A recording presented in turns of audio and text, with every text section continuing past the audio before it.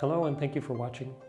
Today I wanted to talk a little bit about the Dao-De Jing, the famous text on the philosophy of Taoism and on Qigong practice.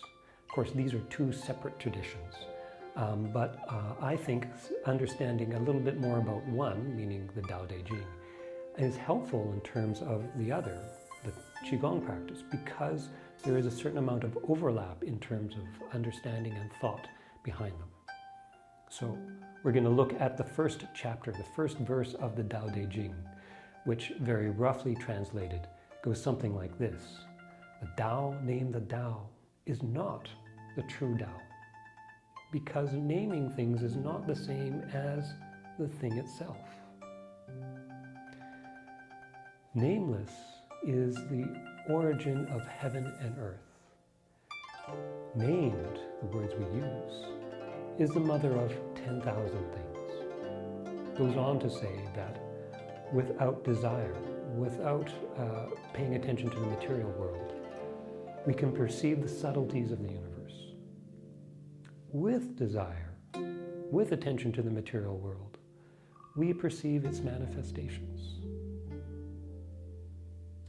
These have the same source but different names, and both of these are profound and deep. And this is the gateway to understanding. So this chapter, which sets the stage for everything else to come in the text of the Dao-De Jing, it starts by saying there's a distinction to be made between the words we use and the thing itself. To experience the Tao as one thing, to try and describe it, can get us so far, but only so far. And it goes on to say that this is very similar, or this is the same with our experience in the world.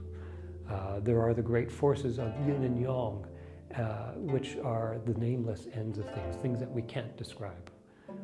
They're big concepts, but when they interact, we can perceive that interaction by the world around us, the changes that happened in the world around us. And here's the thing that sets Taoism a little bit apart from other religions, is that both of these facets are worth studying. Both looking beyond the material world and trying to perceive the subtleties, but also looking at the material world and studying the manifestations of the interplay of yin and yang. These are both deep, these are both profound. And the reason is because they have the same origin. They're not separate from each other. And in fact, it's how the two connect, which is the thing to try and fully grasp.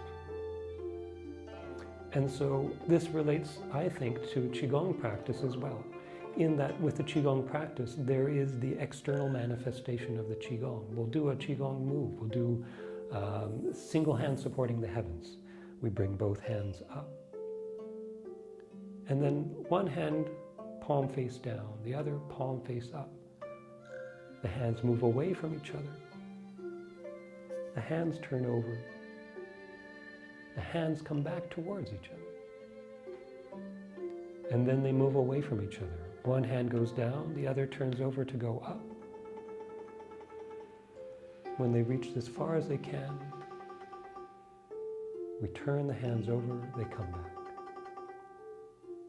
We bring both palms to face down, and the hands return to our sides. This is the external manifestation of the Qigong. This is how you do the move.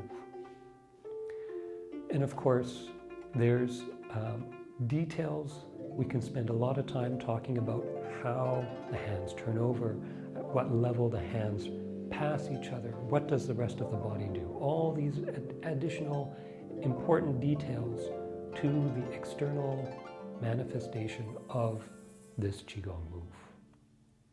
There's also the internal experience of doing the Qigong move. So we'll do this same move again, but pay attention more to how it feels as you do the move itself.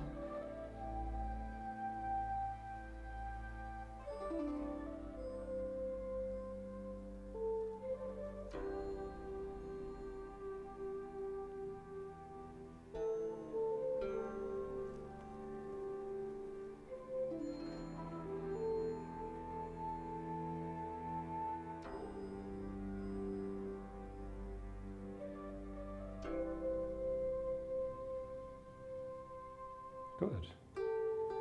And that, of course, is something that's very hard to describe and is not the same experience from one person to the next. And of course, I don't think it's even the same for one person from one moment to the next.